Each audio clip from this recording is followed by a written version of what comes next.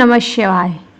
अहोई अष्टमी व्रत की पौराणिक कथा संतान की लंबी आयु और सुख समृद्धि के लिए मां पार्वती के प्रति अटूट विश्वास और संकल्प को दर्शाती है। यह व्रत कार्तिक मास के कृष्ण पक्ष की अष्टमी तिथि को रखा जाता है।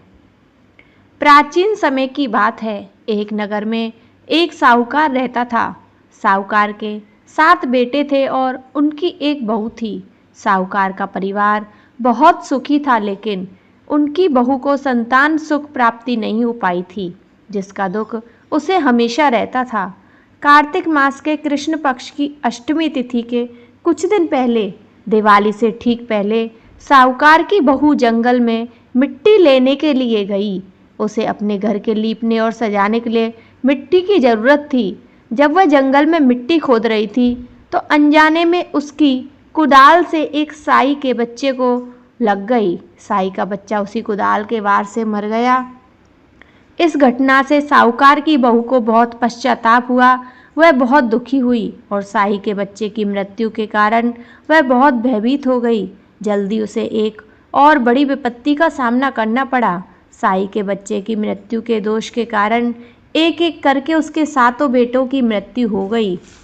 बेटों की मृत्यु से साहूकार और उसकी बहू गहरे शोक में डूब गए। बहू को समझ आ गया था कि यह सब साई के बच्चे को मारने के पाप का फल है।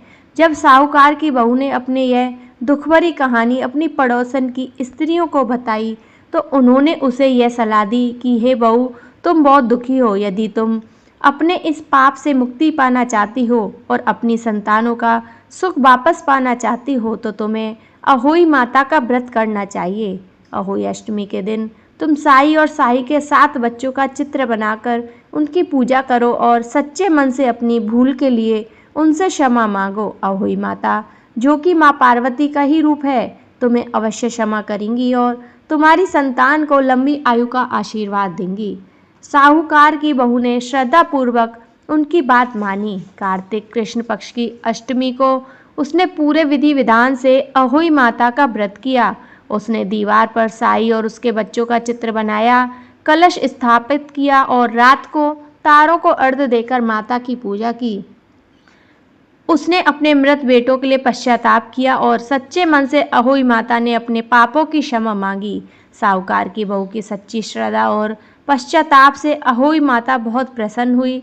उन्होंने बहू को दर्शन दिए और उससे क्षमा करते हुए वरदान दिया कि उसके सभी पुत्रों की लंबी आयु प्राप्त होगी।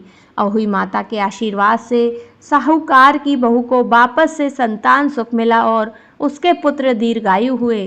तभी से यह परंपरा बन गई कि संतान की लंबी उम्र, सुख और कल्याण के लिए माताएं अहोई अष्टमी का व्रत रखती हैं।